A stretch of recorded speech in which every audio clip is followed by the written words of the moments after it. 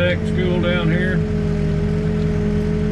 We're digging a rectangle building out. Pretty simple little dig. It's just straight. It's a little bit boring, but it's turning out pretty nice.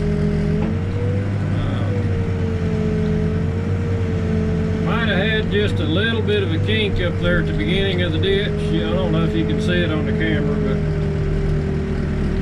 starting ditches is the hardest part, because as soon as you put your teeth in the ground, you lose your layout. So you've got to remember where to put your teeth right back in at the exact same spot. Once your ditch is established, it doesn't really, you know, it's pretty obvious where your ditch is at then. But starting a ditch at the beginning is always the trickiest part. It's where I make my most mistakes, is the first 10 feet. And usually once I get past there, I can look back and I'll see where I screwed up. But it's just a matter of lining up your machine, keeping everything straight, just being very, just be deliberate about where you put your bucket. Don't put it places that you don't want it to go. And if you hit the ground in the right spot every time and come out in the right spot every time, you should have a decent looking ditch. It's nothing, you know, nothing really magic about it. It's just a little bit of work.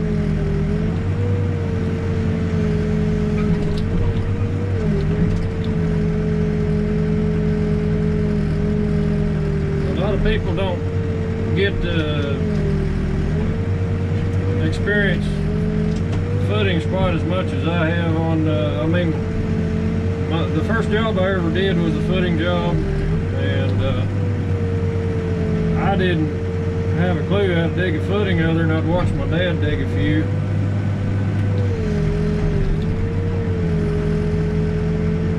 He basically kind of showed me how you line your machine up, and didn't really show me, just kind of explained it.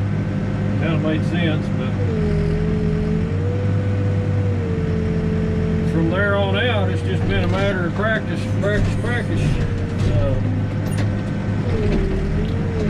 There's no substitute for seat time if you're doing it right. Seat time doesn't make a bit of difference if you're not doing it right.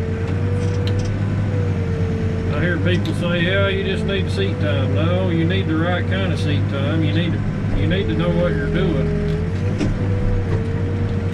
And I don't mean to be negative about it, but I know operators that have been on machines 20-some years. They've got plenty of seat time, but they still can't dig a ditch to save their life. So, you know, it's there's more to it than seat time. There's more to it than just knowing how the controls work.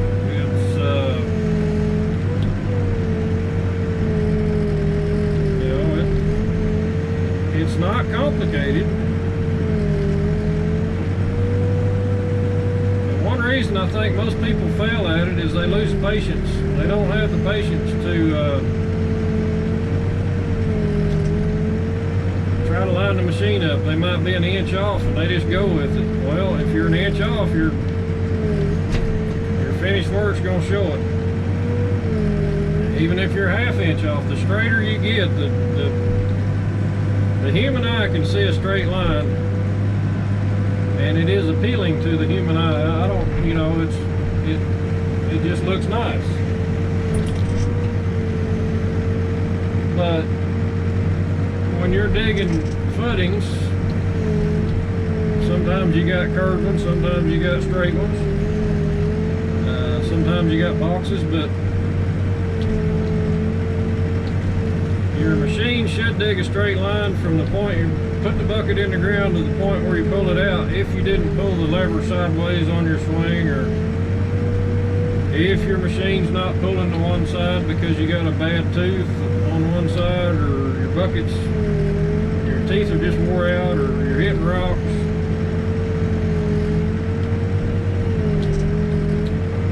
There's two ways to dig a ditch, I think. The way I dig these footings is top to bottom. Most people I see run equipment dig bottom to top, but it depends on what you're doing. If you're just bulking material, I don't think it really matters how you do it. I think top to bottom still is more efficient, but it sure makes the job neater. You don't blow the top out. But that's just a few of my thoughts on digging footings. I mean, I know there's a lot of other guys out there that can do it. I don't know how many of them will share with you what they know. Most people are pretty secret about their trade secrets, or this is my secret recipe. Well, there's a lot of chef shows on TV that share all their secret recipes, and I guarantee you I still can't cook, so I'm not afraid to share it with you. If you're a good operator, you can take it and run with it. I hope it does you well, but it's like I say, I don't think that it's going to cause me to go out of business because I showed you how to do something. And I know there's better operators out there than me. I've seen them.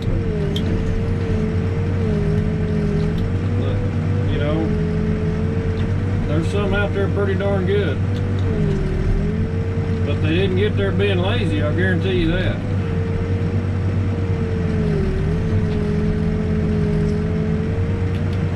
That's the thing about equipment operators. There's a lot of guys get on a piece of machinery and they say, well, the shovel guy, he can handle all that work. He needs to do all that.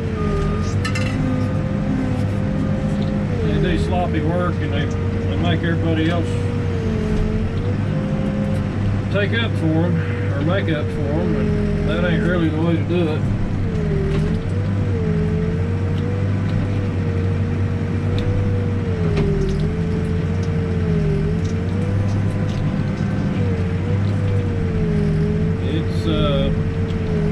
It's fun when you earn the respect of the guy in the ditch with the shovel and grate stick. When he respects you, it's all right. Now, he may be the lowest paid man on the job, but it don't matter.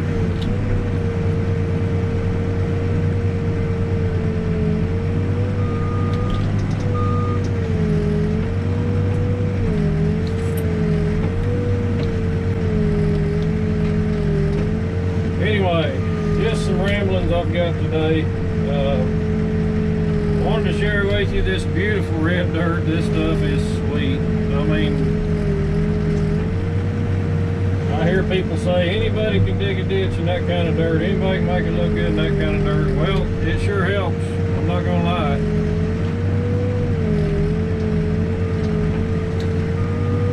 It sure helps to have good dirt. A lot of people too. I mean, one of the things about the work I do is mostly commercial, and that means there's usually an architect involved, there's usually soil test involved, there's usually engineers, state, local code, city code.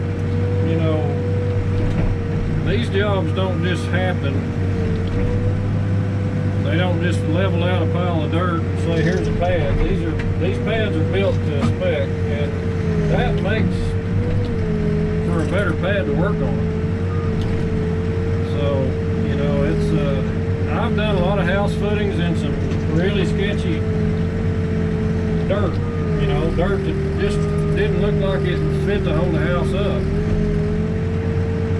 And those footings don't normally look very good. So, I'm not trying to make excuses for myself as far as that goes, but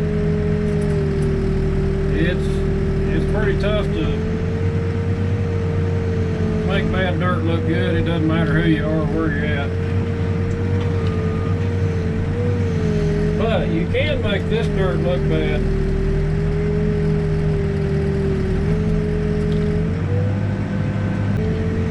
And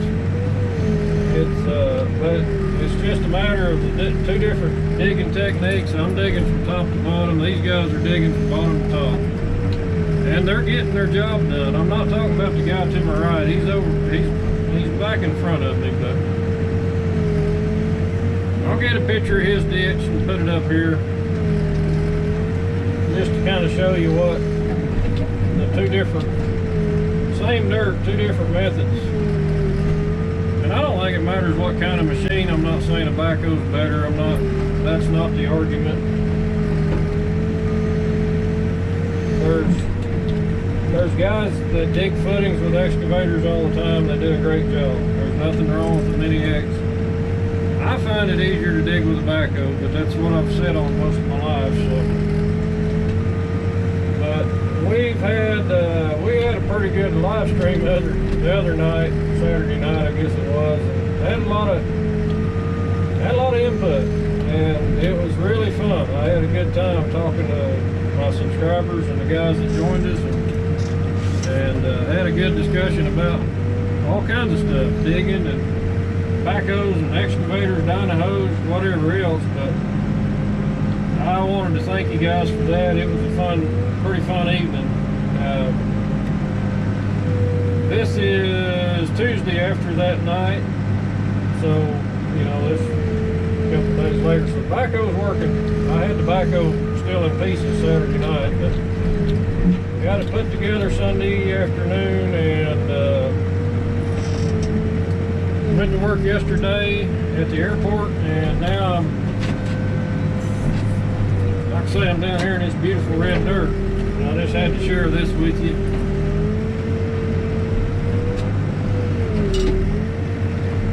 I'll probably shut the camera off here.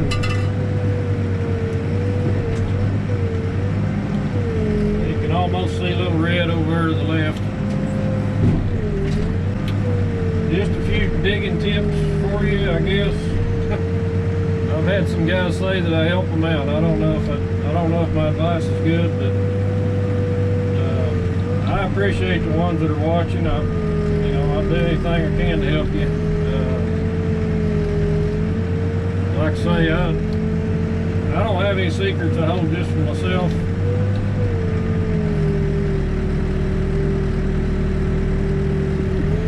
If you're a good operator, you take some of my advice, it might help you a bunch. You might have a better way to do it.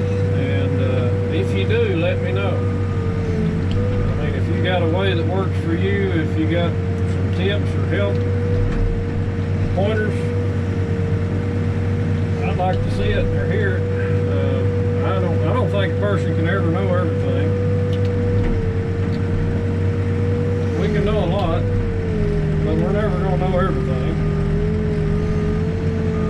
I learn something just about every day if I'm watching. If I'm paying attention, I will anyway. Sometimes the lessons come and I miss them and I just repeat them. But if I'm paying attention, there's a lesson almost every day about something. Anyway, I'm going to sign off here.